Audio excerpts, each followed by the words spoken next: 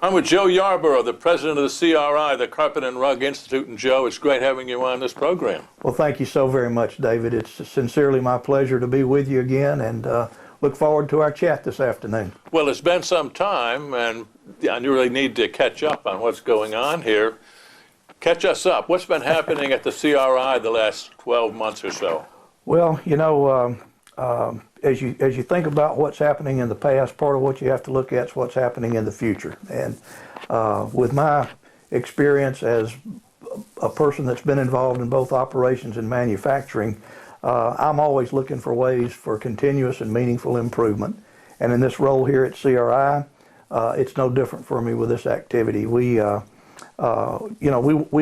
been focused this last year on making sure that the activities that CRI is engaged in as an association for its members' benefit, that we're providing services that are relevant to meet their needs, and we're also trying to make sure that we identify and remove any of those barriers that could be a deterrent to their profitability or their growth as members of this industry.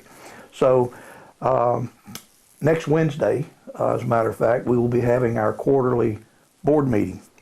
We have the full CRI board membership meet on once a quarter, and at this particular meeting, it's that time of year where we're going to be talking about strategic direction and opportunities that the board sees as opportunities for our association. We're going to be discussing some very significant and I think important strategic directional issues that will be reviewed during the course of that meeting. I think that there will be some ideas and directions that will come out of that meeting that will have very significant impact on the next 12 months, for our association. And at this conversation, I would submit that probably need to let that process work its way through with the board meeting next week and some follow-up activity. But very soon, I think we'll have some things to share with you and the rest of our audience that will be very significant and very interesting for the Carpet and Rug Institute's future. You've whet my appetite, so you can count on me giving you a call and to talking about that. Well, I'm looking forward to that, Dave. I really am. And, as I look in the rearview mirror here at the past 12 months, I would say that, we, as I shared with you early on in some of our initial conversations as I came into this role, we're going to be looking for ways to better serve our members, okay? One of those ways is over the past several months, CRI, myself and others in our staff and the chairman of our board and other members of our panels and so forth, we have worked diligently to, I'd say, enhance the relationships that CRI has with our sister associations in the flooring industry. Examples of those is we've spent time in meetings and visits and other dialogue with folks like the Resilient Flooring Institute, with the Tile Council of North America, with the Carpet Cushion Council, and we're going to be continuing those engagements, not only with those, but with the wood and laminate associations, because it's my belief that we have very significant mutual interest that are impacted by and for the entire flooring industry, okay? And so identifying those areas of mutual interest and us working together to leverage the memberships that we have, in some cases common members in many of these associations, and in other ways not necessarily common members, but common interest issues, whether it's in the neighborhood of regulatory issues, environmental regulations and the like, that there are plenty of mutual interest issues that I think we can benefit our members and the relevance that CRI has for our members if we enhance those relationships and do a more significant job of working together with those sister associations, I call them. I think that's a great idea, and I think there's probably a lot of those associations that are probably more than anxious to work with you. Well, so far the reception that we've enjoyed has been extremely good. I gave some examples of those that we have already engaged in these recent months, and the concept is recognized as valuable, I think, by them, and we have identified a lot of good things that we can pursue together. So I think that's that's a positive thing that we've done here in the last Very interesting. last Well, few I months. think most of the functions that these associations do are very similar. So there's probably some traction there for everybody to do some of those anyway together. Yes, sir.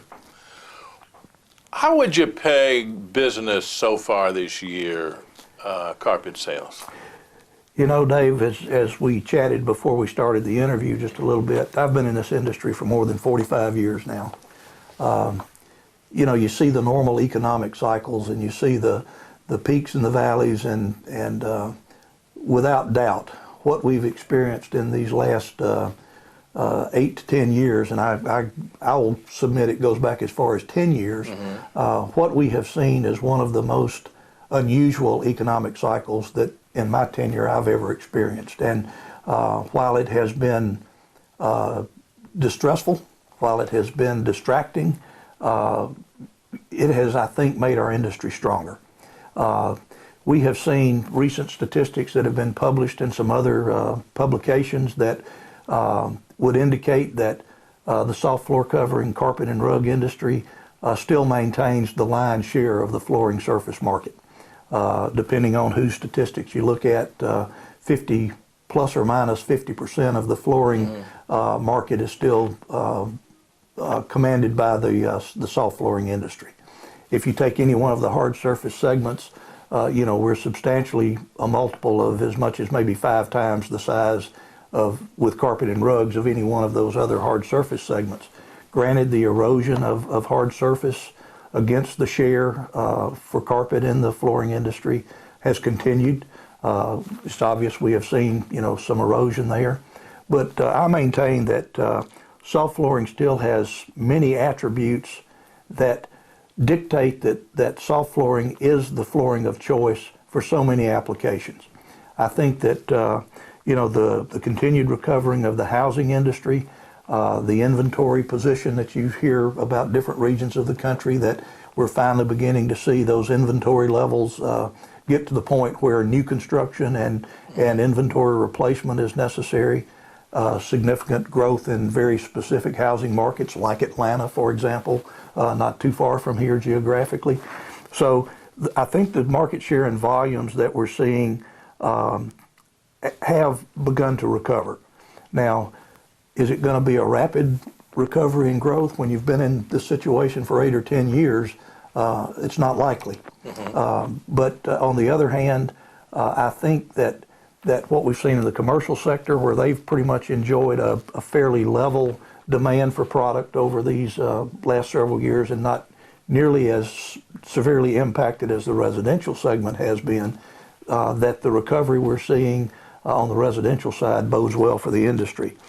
The one thing that gives me confidence and encourages me is that we have seen continued significant investment in our industry.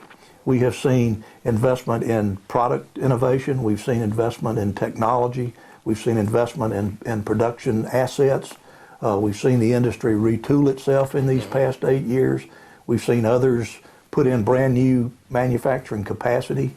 So when all's said and done, as we would have to acknowledge the intelligence and the foresight of the individuals that are leading these organizations, they're not making those investments because they don't have courage, but also because they don't have confidence that this industry is a strong industry long term, and we're going to see many good things continue to happen for the floor covering industry, those who are invested in it, and those who enjoy their livelihood by working in this industry. You had mentioned changes over the last 10 years in this business. Obviously, some pretty dramatic changes. The cycles that we'd all known and loved for so many years, has that changed at all because of the recession and this slow recovery? Now, when you say the cycles, I want to be sure I understand. Well, there were certain times of the year when it seemed like people would buy, and certain times when they didn't want any part of it. Well, I guess my take on that, and it would be my personal view, is that we have seen, the dynamics of the industry change over the last, let's go back 40 years, and we have seen the maturation, I call it, of the industry. and that's involved both on the production and manufacturing side of the product as well as the consumer side. The consumer is so much more educated today with the internet and other things that are available to them, so the consumer is certainly more intelligent about their purchase. And so the way that the dealers and the marketing segment of our industry interacts with that consumer, I think that we've seen a pretty significant shift from several decades ago.